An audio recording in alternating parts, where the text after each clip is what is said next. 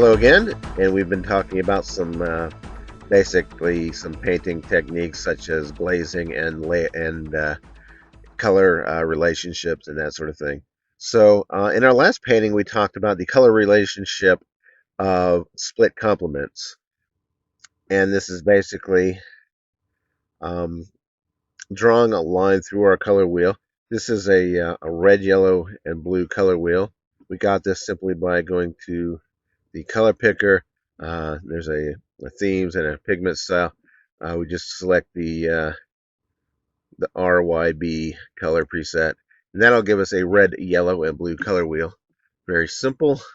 Um, and a split complement is basically we take two complements, such as sort of red, orange, and this blue, green, but instead of just using the red, orange, we'll use the two colors next to it. So we might be using something like a rose madder or a purple, and we might be using something like an orangish yellow, along with the complement of this blue green. And as you can see here, the blue green is a single tone in our background, and the foreground in our painting here is made up of this kind of yellowish orange and this rose madder together. So that's a split complement color relationship.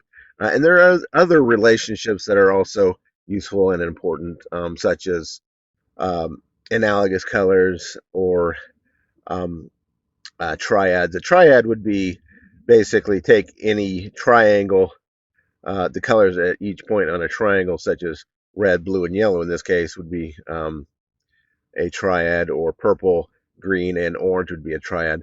But in this tutorial, I think I would like to do analogous colors, and that just means colors that are next to each other on the color wheel, such as purple, red, and orange, or it could be blue, blue, green, and green, or it could be yellow, orange, and red. But you get the idea. That is an analogous color relationship. And we're not going to use hues other than these three, or these in-between hues here. So none of this has been planned. I haven't decided even what subject I'm going to paint, so this is all going to be experimental. But I think in our last painting, we did the same thing, and we came up with these flowers. And I think it was fairly successful. I mean, it's not the best painting in the world, but it shows that you can take a computer program and make something that looks like natural media. And it's not by some super realistic software simulation or anything. It's just by applying basic painting principles to your art. These are the principles that artists have used for centuries, and we're taking them and applying them to a digital painting program. That's not really profound. It's a very basic idea, and just understanding these basic principles of art will make us a better artist, or at least it'll let us produce art that looks more like art. So let's start with something. We talked previously about tone canvases. We talked about some other subjects like working with glazing and that sort of thing. If you haven't seen those, go back and watch them, because this has been sort of a progression of tutorials, and we're trying to apply these and practice these techniques in each tutorial. So it'd be good to go back and watch those again if you haven't. We painted some fruit. In this painting, we used a tone canvas, which is just a canvas of a single color, and you paint on top of that, and it has the effect of unifying the color family, this family of colors that you have. It just kind of unifies everything together. And we talked about glazing as well, where you use multiple layers to combine different colors to make new colors, basically, or deeper colors, showing that paint isn't opaque, paint is transparent or translucent. And we've been talking about these and trying to apply these techniques in each of our painting. So when we begin here, as I said, I think we'll use a tone canvas. I think we'll use analogous colors, and we'll probably try to do some glazing as well. So come back in a moment, and we'll talk about that. So thanks for watching, and be right back.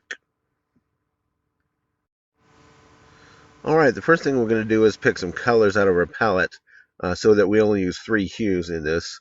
And bear in mind, I haven't practiced or really figured out exactly what I'm going to do, but I'm going to go ahead and pick my colors, and then we can work from there.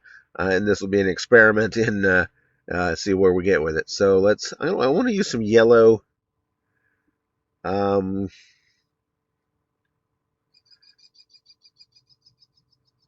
right about there.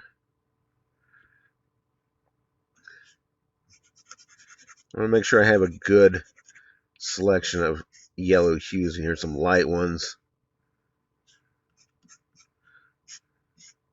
and some deep dark ones, etc. And then we pick this yellow, so I'm going to go down here, pick something of a green, and I'm going to mix some of these on screen. We're basically creating a palette that we can paint with later.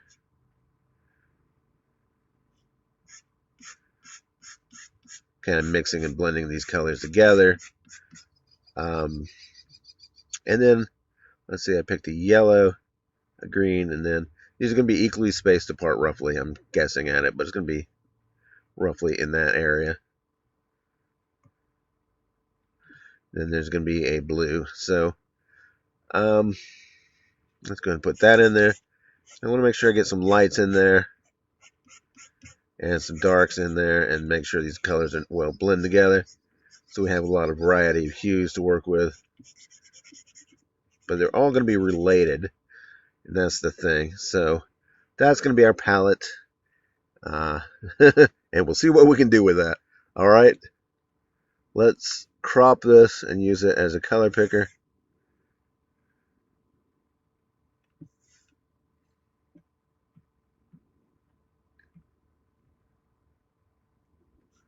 We'll store that. And as we said before, there's a little button on here that makes this into a color picker. Don't need that anymore. And we'll just start with a new image.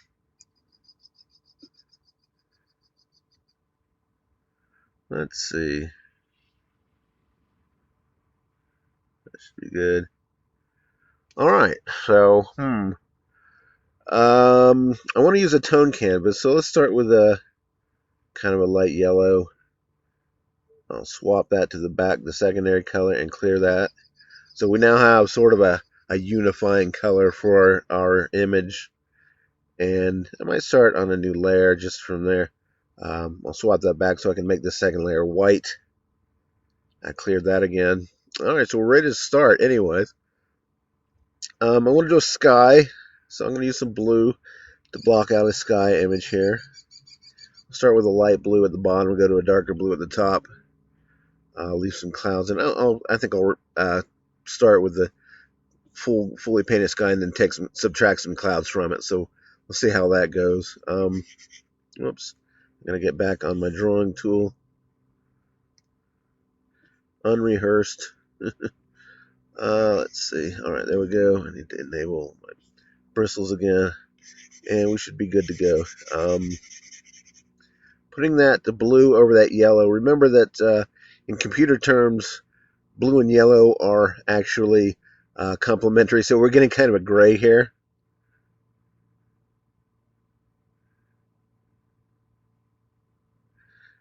So this might be interesting. Let's go with that. Let's see. It's a little greenish. Yeah, let's use that color. Alright, so let's start painting in a sky.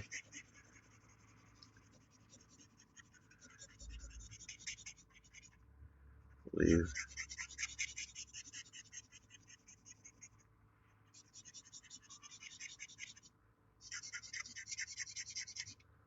Take some of this white. White's a great blending color.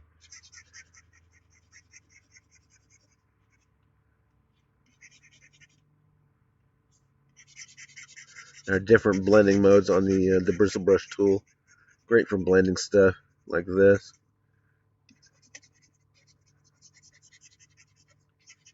Different ways we can blend stuff here.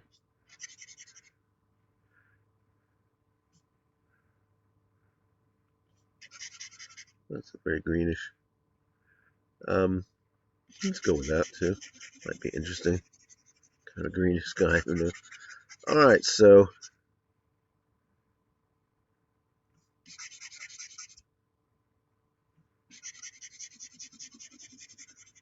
So anyways, I said I'd leave some holes where the clouds would be. Let's give that a shot. Take some clouds and put them in here.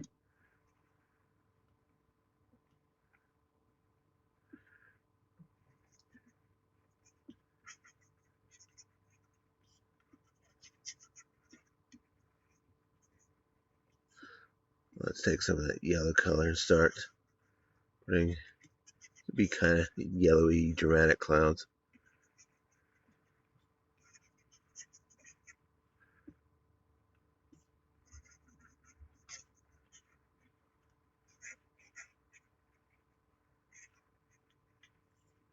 Don't want our clouds to be all one shape. Don't want them to look overly puffy or whatever. Just kind of, at this point, we're just kind of blocking them out. Just figuring out what it is we want to paint at this point.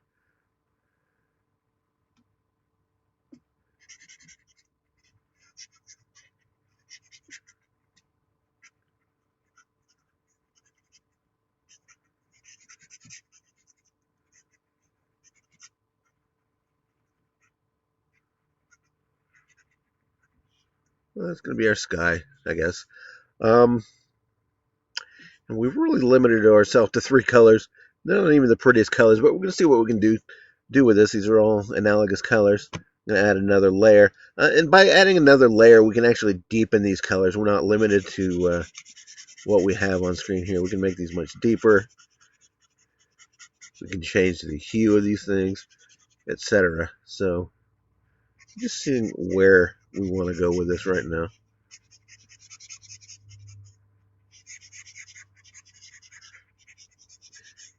At this point, it might be good to figure out what we're going to do for our landscape. We've got lots of greens we can have in there, I'm sure. It's going to be a very greenish tinted image. I can tell right now. We can play with the hues later. Remember, this is all an experiment to see what we can do with analogous colors. So, you know, we'll see where it goes. All right, so I want some kind of land in the foreground. So let's add another layer to try to get something here. Our darker, our farther away stuff like mountains would be kind of bluish, whereas the closer stuff would be more green. Whoops. And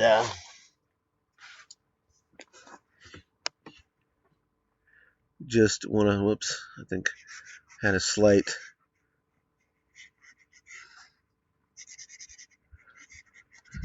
problem with the tablet there.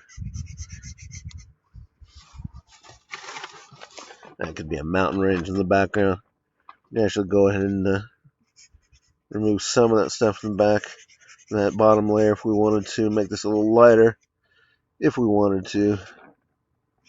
Could blend this if we wanted to at the bottom if we wanted to. At this point, we better start taking advantage of this this area at the bottom. We're going to run out real fast.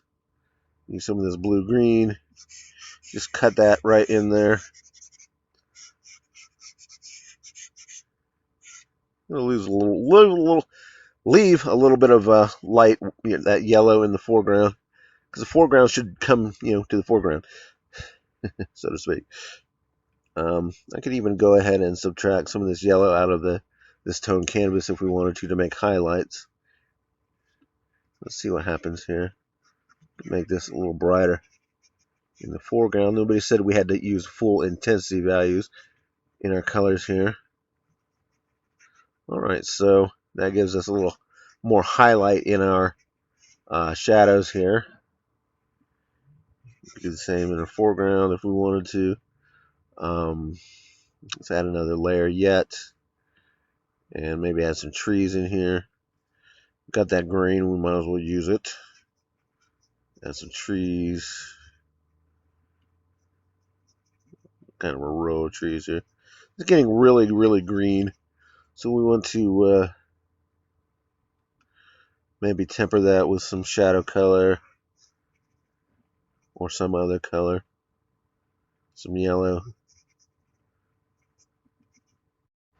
And we're kind of figuring out at this point what our painting is. Well, we know we have a landscape at least. Might want to do some touch up here and there.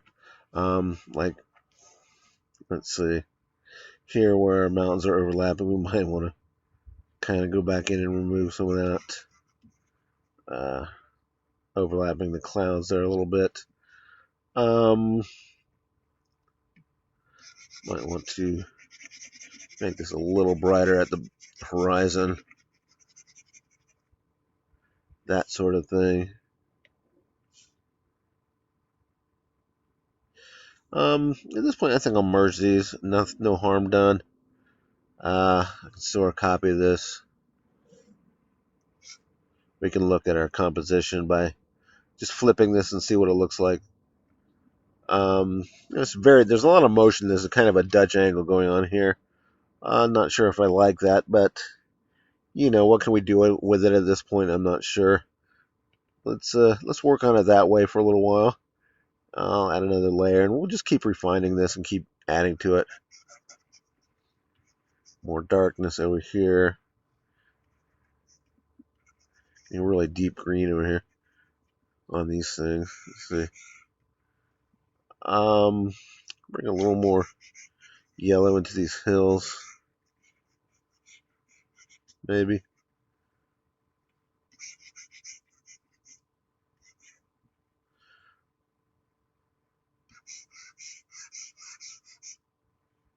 All right, so that's basically as much as we can get out of this. Just a matter, I think, of taking and going in and just refining it into something usable at this point. I'm not going to use that anymore. I'll flip it back, and we'll just go in and start refining it. See what we can make out of this. I mean, we have a landscape, right? So we've already established all the colors we need. So we really just need to, now we can just use the colors off the screen when we want to make, further refinements to this. So let's do that here. Pick some of this blue out and start just kind of blending these sky colors together. Start refining these. I might use a smaller brush at this point.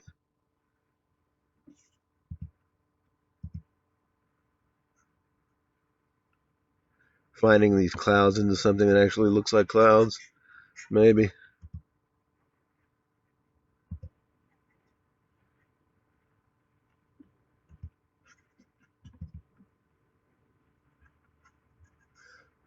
Good to have some highlights on your clouds, right?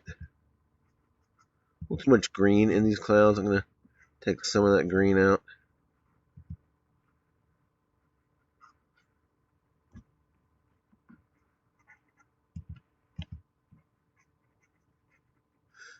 Give them a little more refinement, a little more definition.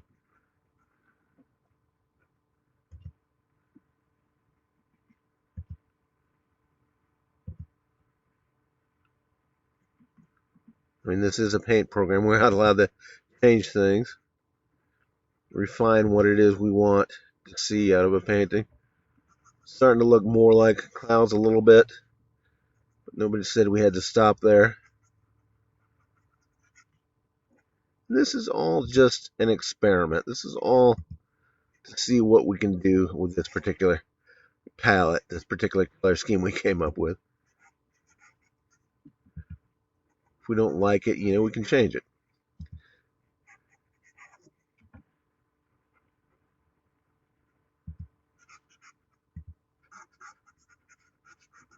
Kind of feel like this cloud on the bottom should be in the front, and sort of dropping a shadow, casting a bit of a shadow on this cloud in the back like this. Is kind of what I'm feeling. I'm not sure of the physics of that, but it's kind of what I'm feeling. We're just better defining what these shapes are, if that's coming across. Giving them more definition, more depth, making them more three-dimensional.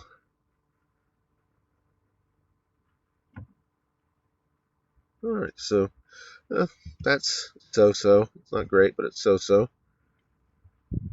I feel at this point that we need to really focus on this foreground, though,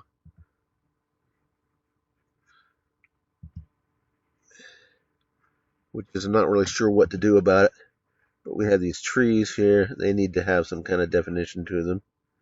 They need to be better defined, better.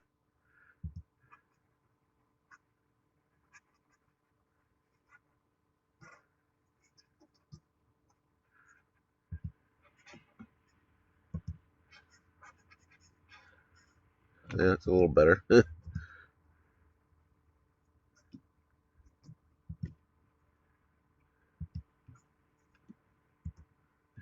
Don't necessarily have a problem with the mountains. They could be, more detailed. This is really a sunset, so there's going to be long shadows on everything. It really depends on where our colors are, our light is coming from, but there's going to be long shadows on everything. Pick some of this darker color. There could be some trees a little bit further off in the distance, but not quite,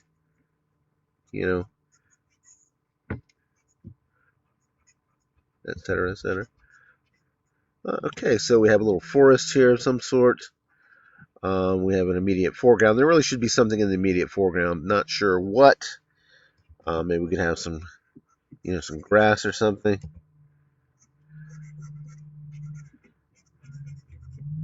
A fence maybe might be good here, like a picket fence. Kind of like that idea. We could better define that, but I like that idea. Should be, should be some a little more definition to that, but like that idea. And we could do a little better blending on this. What's this thing? What's this glob here? That could be better defined. Whatever that is, maybe it's another little puffy cloud right in front. In case it needs a highlight to really bring it to the foreground. Like that, maybe. Okay, so you get the idea. We've created this painting with analogous colors. Not the best painting in the world, but it has, it demonstrates that concept of using just a limited set of palettes, using colors that are closely related to each other. There's not a lot of, color contrast in this because each color is so closely related, to the next. There's blue, green, and yellow, basically. But that was the idea, to explore that particular relationship. Hope this has been interesting. We could further refine this. We could shift the colors. In fact, I'm going to do that next. Let's shift the colors and see if we get something more appealing out of this, because you can't really do that in a painting, but you can do that in a paint program, as we've said before. It's starting to look like something, maybe. Let's see. Still need to push that. Whoops. Still need to push that a little bit into the background. If there's a cloud here in the front, it's going to be casting a shadow on the item behind it. So, somebody said you couldn't have little puffy clouds, right? Like that, right in the foreground. All right. Feel like this is not quite right. There's just kind of nothing happening over here. Maybe just a few more of these little puffy clouds, like this, just to give it something in this back area here, like that, to give it a little more interest. I feel like it needs more contrast in these clouds.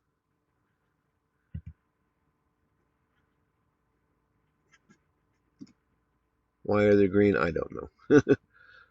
So that's a start. Save a copy of this, and then we can play with it more.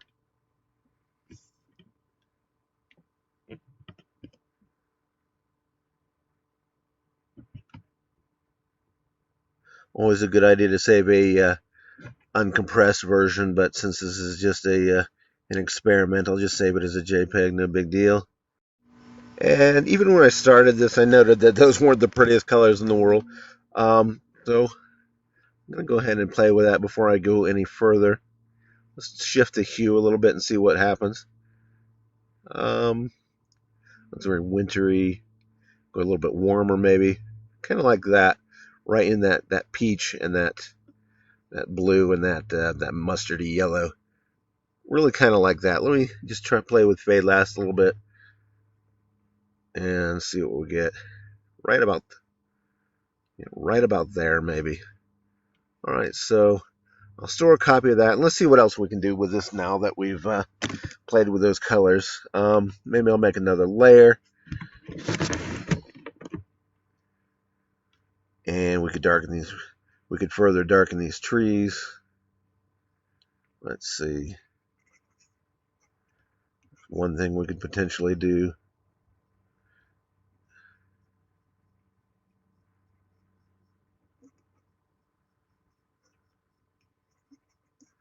How much? How much do we want those to stand out? How much detail? How much? There's maybe some ground, some bushes on there. How much do we need there? Maybe we need some color in this foreground. Maybe we need something to make that stand out a little more. Maybe we need something in there to make that fence stand out a little bit more. Maybe that could be a little darker. That's one possibility. Maybe we just need a little color on that fence. Let's see, find a good color for that. Something like that, maybe. Maybe these little details in the foreground have some shadows on them or something. Perhaps our mountains have some shadows on them. This is a sunset scene. Maybe that could be bluer.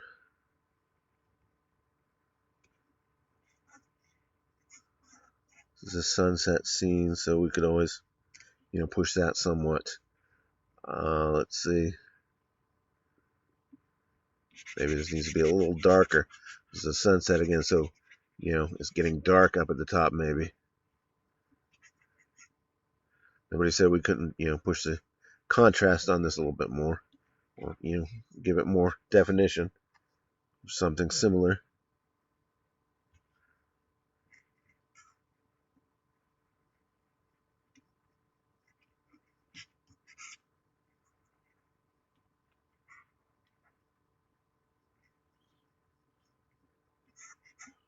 Maybe we want to bring some of that green into these mountains a little bit.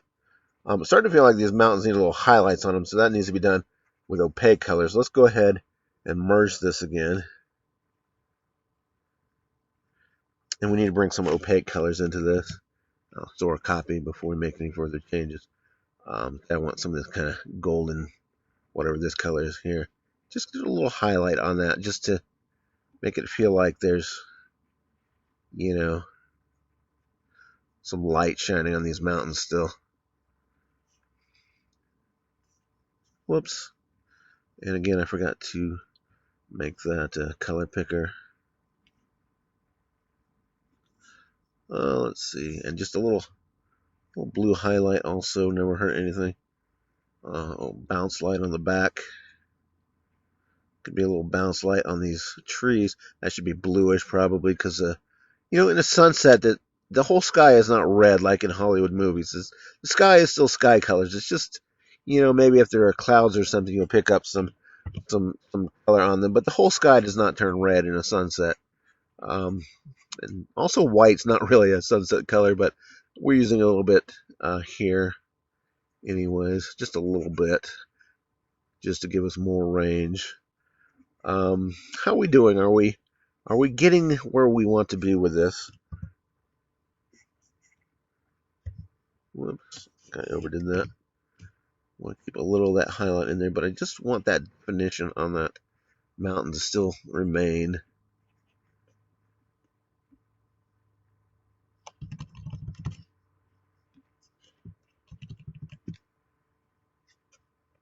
I just want to keep pushing what this painting is.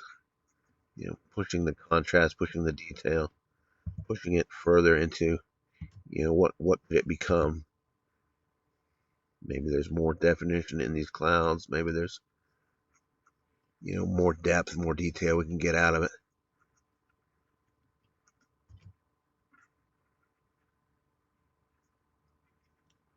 It just really amped up the detail in those clouds by putting little highlights, just little small detail highlights on top of there. Right there, maybe.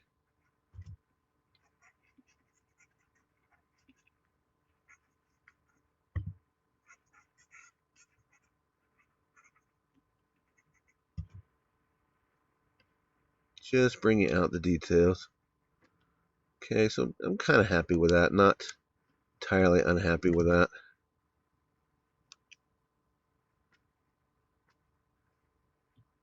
Like we said, just further continuing to bring out the details. Further continuing to define what these shapes are. Maybe there's a little valley right down in here. Some cattle grazing, they like that. Cows love eating stuff for some reason.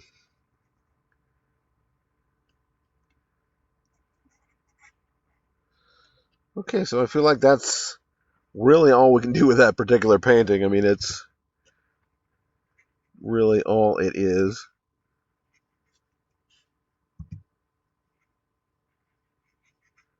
A little more blending, a little more definition, a little more detail. It's only going to help so much. Of course, we could put a few highlights on these trees to make them more dimensional. We don't want to overdo highlights on trees. Trees are typically really darker than the surrounding area, the surrounding sky. So remember to keep trees dark. Not a rule, but that's kind of an observation. All right, so did we do it? Did we accomplish what we wanted? Still feel like there could be a little more foliage right down in this area behind here. Need to restore that fence a little bit. But, feel like there could be some bushes nearby here. This needs a coyote or something running through here. I don't know how to dry up coyotes, so you're on your own there. So, anyways, hope this has been informative and interesting. Really kind of butchering that, but if I use a smaller brush, that might help here. Like we did before, we increased the resolution of this image a lot, like doubled it in the not this picture, but in the last picture. We doubled the resolution, and that let us really work on higher precision detail. And that would be a good trick to use here as well. Not going to do it for this one because we're running out of time, but that would be a good trick to use here. Something I'll leave for your own experimentation. Hope this tutorial has been edutaining, whatever the word is, interesting. And this was an experiment with analogous color relationships, using analogous colors on the color wheel to more or less create a painting with harmonious colors. Just an infinite number of things we could keep doing with this, but I think we've explored it at this point. We could continue playing with it, different colors. Again, I still kind of like that piece that we got in there. It feels more Western to me. That kind of gives me more ideas of what I could do with it. But your paintings are never finished. You're just, as they say, abandoned. So, I really increased the contrast on that. Made it really hot looking. That's too much, though. Always a good idea to store a copy because you can work on something and when you come back to it, you thought it looked good, but when you go back to the original actually looked better. Like that, maybe somewhere between the two would have been better.